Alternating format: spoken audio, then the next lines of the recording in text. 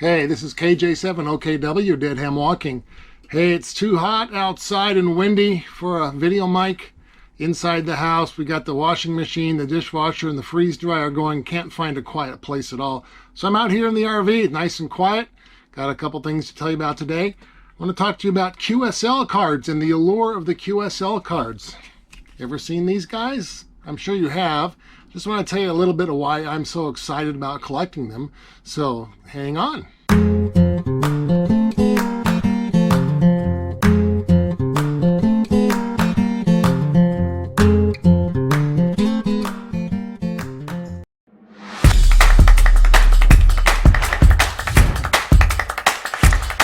Wow.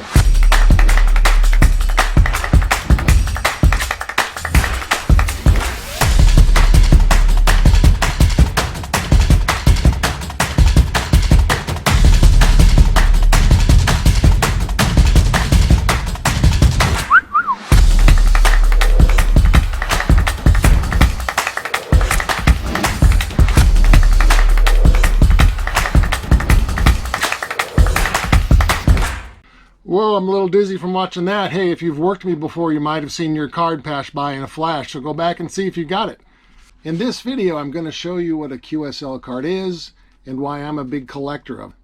There are many videos out there about what constitutes a QSL card and how to make them, and I don't intend to reinvent the wheel here, but if this is your first encounter with the concept, I'll start with a quick summary and of the history and purpose of the QSL card. So from the early beginnings of amateur radio, contacts between operators were recorded in a logbook. In fact, for many years it was a legal requirement with the FCC that you maintain an up-to-date and accurate logbook, physical book you write things down on. The logbook contains specific information about the contacts made between your station and that of the other operator's station.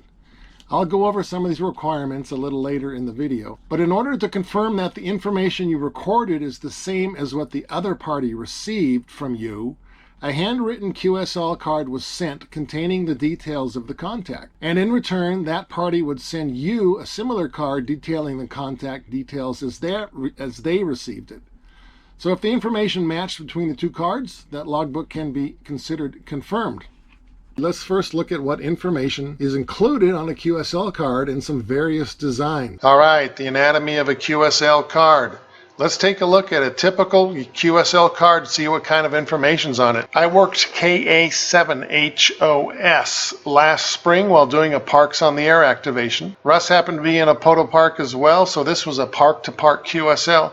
And Russ, I hope this video makes you famous. This is the front of his card, obviously, and this is the back of his card with most of the information on it. Notice this card's set up so it could be sent as a postcard. I rarely get QSL cards sent this way, as the post office can beat the heck out of these things. So Russ did what most everybody else does and sent this to me in an envelope, and he most likely did that because when I sent him my QSL card, I enclosed an envelope with my address and a stamp on it to minimize his efforts in returning one to me. And you'll also notice that my contact details are plain to see and I chose not to blur them out. As you might know, as soon as you get your license, this information becomes public knowledge. This information is easy to find on many call sign lookup websites, logging websites, and ham radio phone applications. So this information is no secret.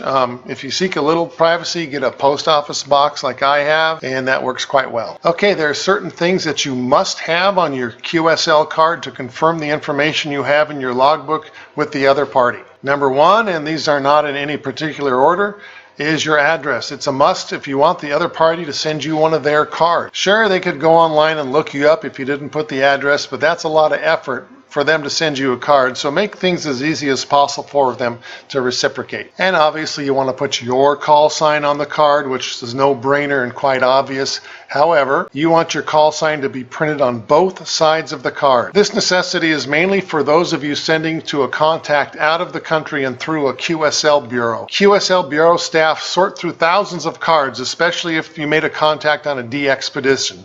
They don't have time to flip these cards over to categorize your call sign, so put your call sign on both sides of the card. And the other party's call sign, again, this is obvious. You need to identify the call sign of the station you worked. And the next important item is the frequency of the contact. You need to put that in. Some people just put the band on this space, which in this case would be 7 megahertz. And one reason this happens in some cases is, let's say you're working a summits on the air, either as an activator or a chaser. Well, the SOTA website that tallies all your points only requires the band in their electronic logbook. And I got a few buddies that regularly do this as it's their only activity in ham radio, and they just don't bother with the frequency.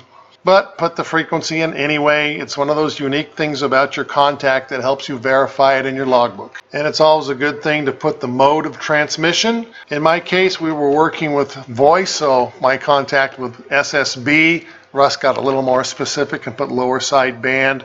If you were doing Morse code, this would have been CW. And if you were on a 2-meter call with a handheld, it'd probably be FM in this space. But the mode is the mode. All right, another important piece of information is the date of your contact, and it's very important you put this in UTC form. Where I live, UTC midnight occurs late in the afternoon local time, and it's very easy to work a string of contacts that will technically be on 2 separate days. If you participate in the SOTA program, for example, you know that to activate a summit you need 4 confirmed contacts all on the same UTC day. And if you're not paying attention in my part of the world here, and your 4 contacts inadvertently span over 2 days, well, you don't get the points. And it has happened to me. So make sure your date is in UTC form. And the time of your contact needs to be noted, also in UTC form. Watch out if your state observes daylight savings time, or you're in a portable location in another time zone. That's going to mess up the UTC times. Make sure you get that correct. And you need to put a signal report. Your signal quality that you heard from the other party should be recorded. This information helps those interested in propagation and those who are serious about their antenna setup. And it's in RST form. This being a voice call, we only put the R and the S, which in this case was a 5-5. Had it been a CW contact, there'd be a 3rd number in there. And would you like a QSL card in return? If so, check the please box, which is PSE. In this case, Russ had already received mine, so he just checked thanks, TNX. Now there's other information you can include on your cards that is nice, but mainly helps those operators working for certain awards and certificates, so we'll go through those here. In addition to your address, it's really nice to put your county in. Many radio operators chase counties, and see the Mobile Amateur Radio Awards Club site, www.marac.org. For more info, I'll put the link in the description. Their grand prize is for working all the counties in the USA, over 3,000 of them. Some logging sites and clubs offer awards for smaller numbers of unique counties' work, so put your county on your QSL card. A lot of people look for that. And the same goes for your grid square. Many operators chase grid squares awards as well. Put your grid square on your card. A lot of people look for it. And there's also should be a space for your transceiver and antenna details. It's very valuable information in evaluating your contact. I was running 15 watts that day, and I'm much more impressed I received Russ using 10 watts than if he had been blasting things out at 1,000 watts. Personal notes. These are one of my most favorite things to read on a QSL card. Sure, some notes are short and sweet and really add nothing to the information already gained from the rest of the card.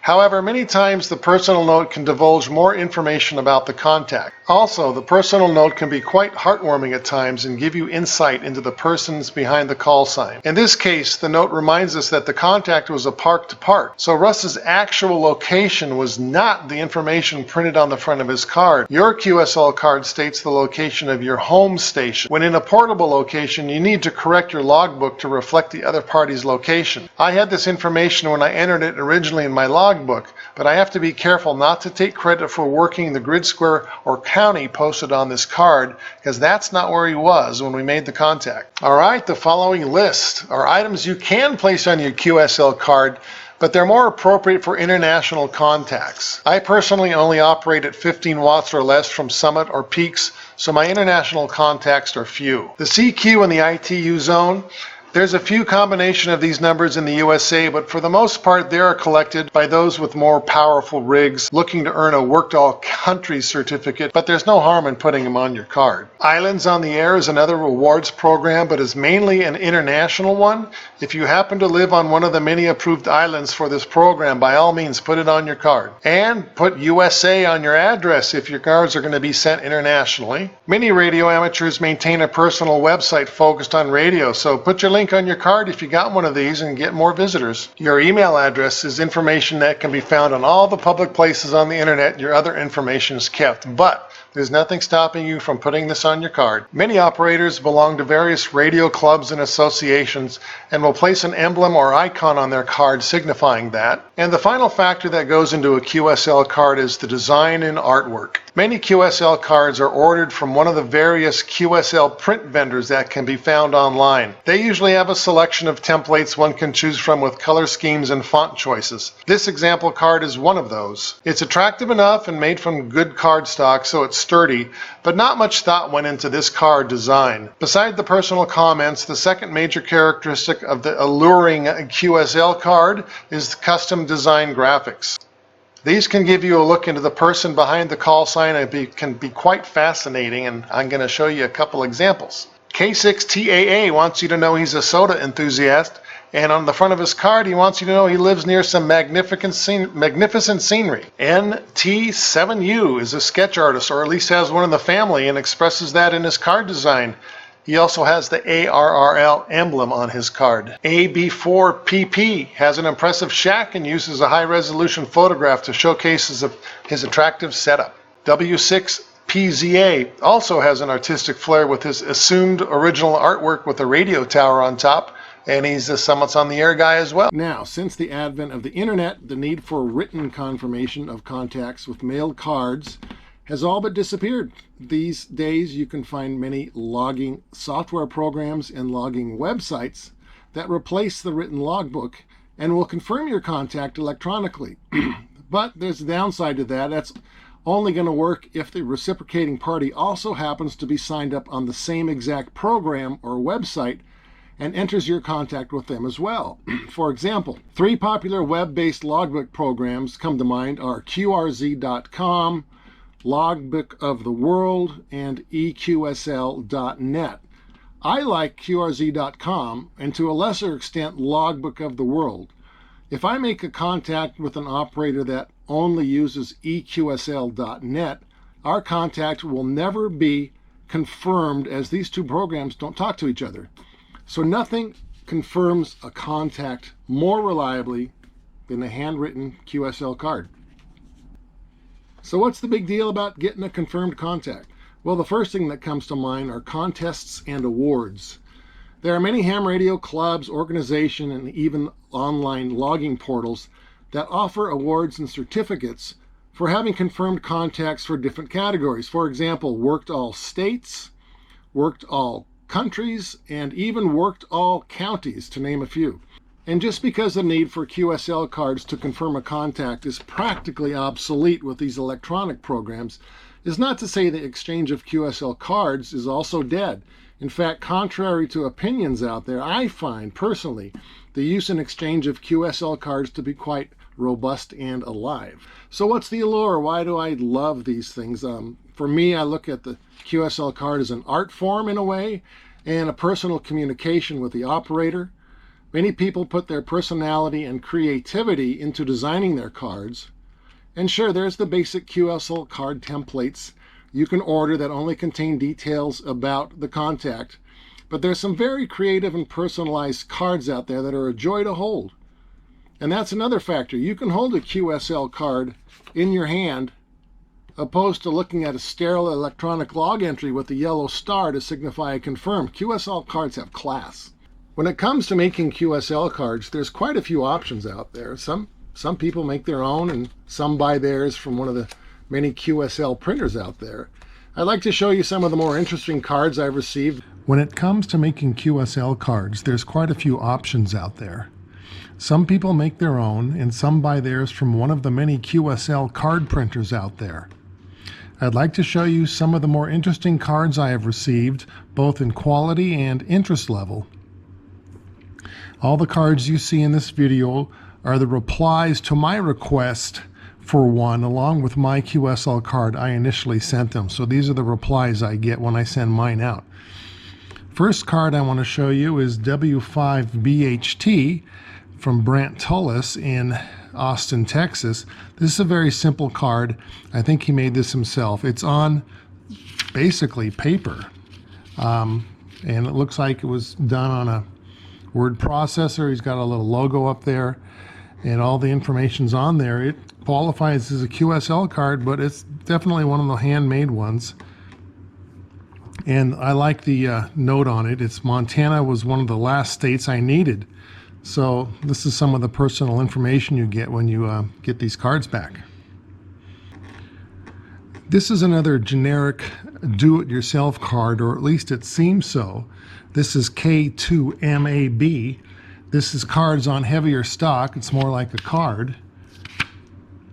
However, it's on plain paper, and it still looks like it could be made at home. It's a generic card. It's the operator wrote in his call sign. So this card is designed for anyone to use. You put your own call sign in. And again, it's got the pertinent information to verify the QSL. This is a card from KI7AMT. This was a 2-meter call I made while doing a Summits on the Air in northwestern Montana. Linda apparently does not have any QSL cards per se, so she made one on just a postcard. It doesn't have all the usual items regarding our contact, but it is a confirmation as it aligns with my log entry. She even put a small dot on here where Eureka, Montana is. And as you can see, it's just a plain postcard that she bought at the store. So, in a pinch, it works. NH6OV is a contact I made in Hawaii. It's my only contact in Hawaii, as I only operate portable QRP and SSB from either a summit or a park. So I was quite happy to get my first Hawaii contact from Liebert. It's just a tourist postcard with all the details written on the back. Simple and easy to do. He sent this in the self-addressed stamp envelope I included, so he didn't have to put a stamp on the postcard. But this works. W7DXD. Zach states he's moving soon and was out of cards to fill out. So he had this photo printed for me and filled out the back with pertinent information. It's a great effort getting a card back to me. Let's show you the back. Here's the back with all the details on it. Again, it's just a photograph he sent with all the pertinent information on the QSL on the back. And again, it works. K7EFW. Same as Zach. This is a printed photo from the actual summit to summit contact we made. And on the back side, doesn't quite have all the information for a proper contact, but because he has the summit references, you can look that information up, and it's officially a good QSL card for the purposes of my logbook. This is a QSL card I got from N0MQL, and I found Kelvin's solution to printing a QSL card quite original. The front of a card is a photo of him and his antenna, no other information there. But however, if you turn it on the back, you discover it is in fact a postcard. This is a product of mypostcard.com. Apparently, he logs into his account there, typed in the information that's to be printed on the back, and pushed a send button. MyPostcard.com does the rest, along with mailing the card out. A paperless transaction from his end. I thought that was quite creative. Up to now, the cards I have been showing you do not involve having classic pre-printed and designed cards ordered from many of the sources who do so. I would assume these operators do not have a large demand to send cards out and just make them up on the fly. However, from here on out, these are cards people have had made from the various vendors who make them for them. Some of these are templates and some of these are original art design. And the first one I want to show you is from WA8YCD. This is from Bob. This is a typical pre-printed card from a template. Bob got his cards at cheapqsls.com. You can see that printed in the very small corner there. Cheapqsls.com unfortunately is no longer taking on new orders. They'll, however, let you reprint previous orders if you have ordered from them in the past. Bob and I made an appointment to get this QSL, as he had indicated in an email to various operators that I know that he still needed Montana to complete working all 50 states on Park on the Air. So we made this contact in a prearranged time when I was already up on the Park, and he got his Montana. See, George, thanks for the Park in Montana. And again, pre-printed card, everything's on the front. Some people write their message on the back. WA7JTM in Arizona.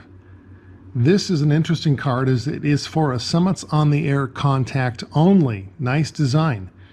No information on his location is printed on the card, as he was not at his home base when making the contact. He was on a summit somewhere. In fact, he was on Summit W7A-MN-149. By looking up the Summit reference, you can get all the other information usually found on a home-based card. So this does qualify as an accurate QSL card and confirms my logbook. K7VK. Vic's a good friend of mine. He has a beautiful high-resolution photo of Glacier National Park on the front of his card. And on the back, you can see he has space to confirm a home-based contact or a Summits on the Air contact. I had so many contacts with him that he printed out a sticker from his logging software and has all sorts of contact. You can see on the right where he lined things out. That's to confirm a soda, but these were other QSLs that he confirmed with the sticker. W6AFA, a really nice quality card. A high resolution photo on the front and a photo on the back as well.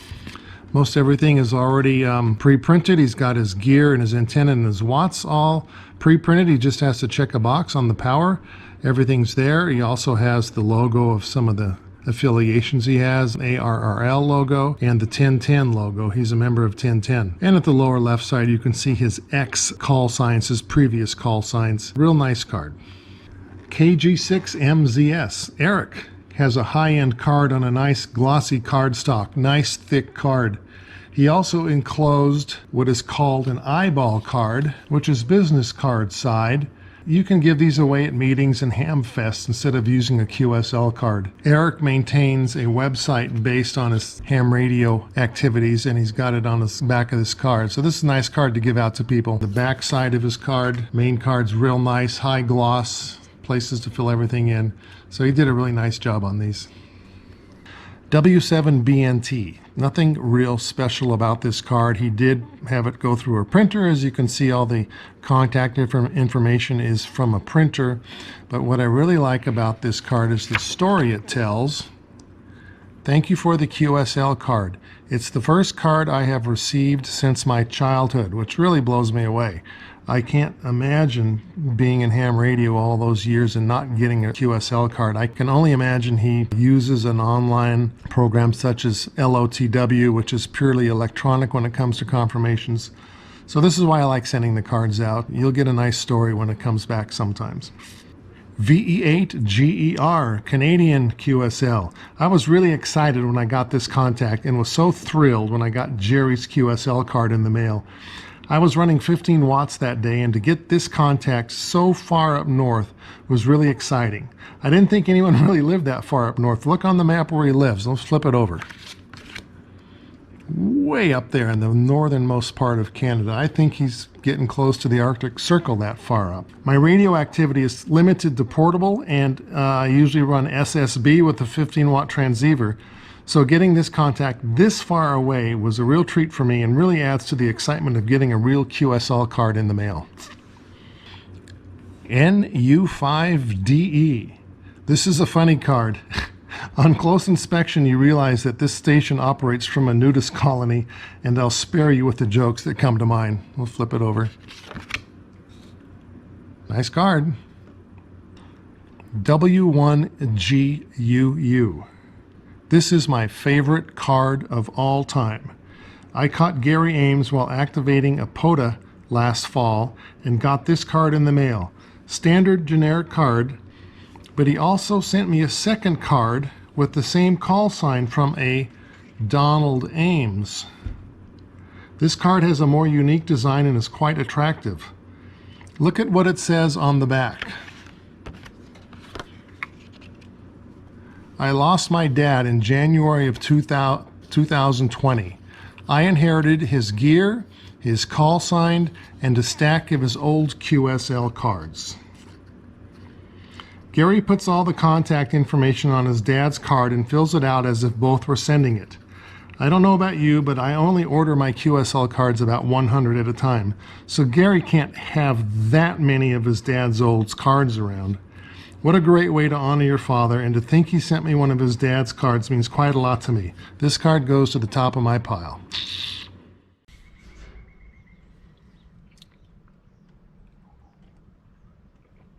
Nice morning.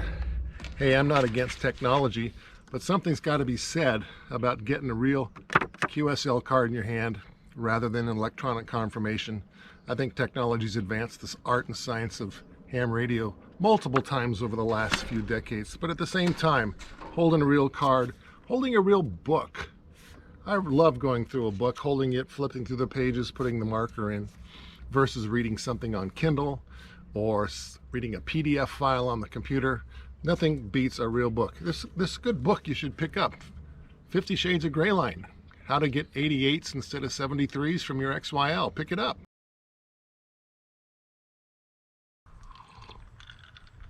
Boy, it's been a warm day today. We got about 4 hours of light left. It's getting warm out here. Again, when it comes to technology, I'm not against it, but at the same time, there's certain old school things that are still valuable. And when it comes to sound, you know, I've got most of my music on my iPhone and the MP3 player and the earbuds, and the music's good, but when it really comes down to listening to good music, there's nothing that beats a vinyl record on an old record player. Same thing goes for in ham radio, learning Morse code. I've got these apps that teach me the different dits and das and what letter means what, and we got the sound there, but when it comes to learning Morse code, if you really want that high fidelity sound, you got to go back to the old vinyl LP CQ courses. It's a vinyl record. It's got all the dits and dots. It's got a workbook. And the nice thing about it is you can play it at 16 RPM on your record player and learn it 5 words per minute. Kick the speed up to 33 RPM and you learn it 10 words per minute. Very versatile, very unique. This is the way to go. Old school vinyl learning CW. And I'm not talking about living in the past and preferring those modes of communication over the new technology. It's just that somebody went out of their way to design and order their cards, putting some creativity and part of their personality into the card, and then handwriting some kind of personal note on the card, in addition to the required log information, and then mailing it to me. It's got a lot more meaning to me than a blip on an electronic logging screen. I get a little personal connection with these operators and will more than likely remember them if I contact them again on a SOTA or POTA peak. So I hope I've given you some insight into the world of collecting QSL cards. Each one is unique and some tell a fascinating story. They give me a little personal connection to the person behind the call sign, which is an important aspect in the world of amateur radio. It's more than a hobby to many people, and as it can become a social outlet as well. Many close friendships have been made over the years through amateur radio, and the QSL card is just one little reminder of that. Now, to be honest, it takes some effort to send these things out in hopes of getting one in return. My batting average, so to speak, is about 1 reciprocated card for every 3 I send out. And I know it can get expensive, but you don't have to send out one of your cards to every contact you get. Pick a few contacts here and there that look interesting to you. You can better your return average by looking up your contact's biography on QRZ.com, and in it you will see if they in fact will accept direct requests with a self-addressed stamped envelope. Some contacts will flat out state they only work LOTW or something like that, so sending them a card and request may be for nothing. However, I have sent from time to time a QSL card to one of these operators that say they don't reciprocate, and I've gotten some back. I only pick the really interesting ones if I want to take my chances. Here's my card I send out. On the front it's got a picture of where I live or near where I live in Montana, and on the back it's got places for me to handwrite all the details about the contact. And in return, I will get something like this with the details of the contact on the other side, and it's confirmed. So that's in a nutshell. We're going to do the QSL card fast clip again, and with some more different cards on it. If you've worked me in the past, see if you can find yourself in there.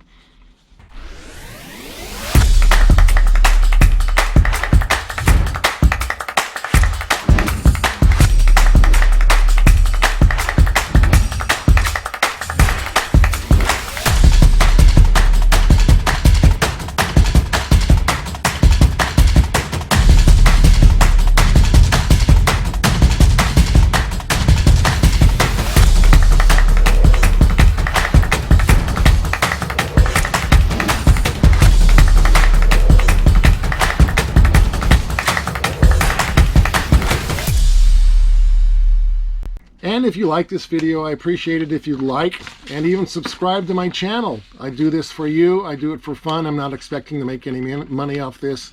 And I would love some feedback if you want to see different content. So please like and subscribe. Give me some feedback, and we'll see you on the next video.